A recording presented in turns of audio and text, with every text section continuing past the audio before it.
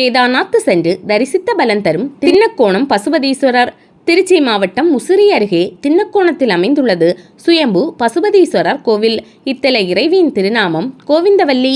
இமயமலை கேதார்நாத் தலத்தில் உள்ள கேதாரீஸ்வரரை வழிபட்டால் என்ன பலன் கிடைக்குமோ அதே பலனை தரக்கூடிய தலமாக இக்கோவில் உள்ளது.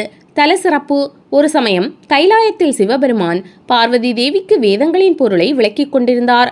அப்போது பார்வதி தேவியின் கவனம் அருகில் இருந்த காமதேனுவின் மீது சென்றது. அதனால் சிவபெருமானிடம் சாபம் பெற்ற பார்வதி தேவி இத்தலத்தில் தவம் இருந்து மீண்டும் இறைவனை அடைந்தார்.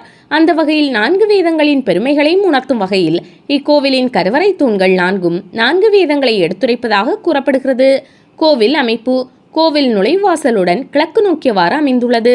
பலிபீடமும் நந்தியும் கருவறையை நோக்கி காணப்படுகிறது. இத்தலத்து இறைவன் பசுபதீஸ்வரர் பசு வடிவில் சுயம்புவாக கிழக்கு மேற்காக காட்சியளிக்கிறார்.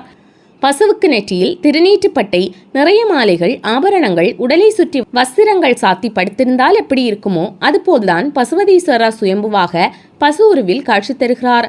அருகில் லிங்கத் திருமேனியும் உள்ளது. கோவிந்தவல்லி தாயார்: மூலவர் பசுபதீஸ்வரர் கேதார்நாத் இறைவனைப் போல பசுவின் திருமேனி கொண்டு முகவாயை தரையில் வைத்து படுத்திருக்கும் நிலையில் அமைந்துள்ளதால் இத்தலம் தென் கேதார்நாத் என்று போற்றப்படுகின்றது. எனவே கேதார்நாத் சிவாலயத்திற்கு செல்ல முடியாதவர்கள் தின்னக்கோணம் கோவிலுக்கு வந்து இறைவனை வழிபட்டால் கேதார்நாத் சென்று வந்ததன் பலன் கிடைக்கும் என்பது ஐதீகம். இறைவன் பசுபதீஸ்வரரின் வலது பக்கத்தில் 4 தூண்கள் ஒரே வரிசையில் அமைந்துள்ளன.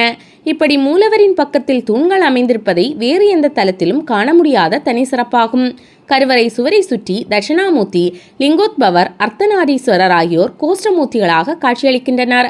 கோவிந்தவல்லி தாயார் தனி சன்னதியில் கிழக்கு நோக்கியவாறு அருள்பாலிக்கிறார். அன்னை சிவகாம சுந்தரி, கோவர்த்தனாம்பிகை போன்ற திருநாமங்களிலும் அழைக்கப்படுகிறார். வலம்புரி விநாயகர், சங்கர நாராயணர், லட்சுமி நாராயணர், சிவசக்தி வேலன், வள்ளி தெய்வானை, பைரவர், சூரியன், சண்டிகேஸ்வரர், நவக்கிரகங்கள் ஆகியோரது சன்னதிகளும் உள்ளன. கோவிலின் தலவிருஷமாக வில்வமரம் உள்ளது.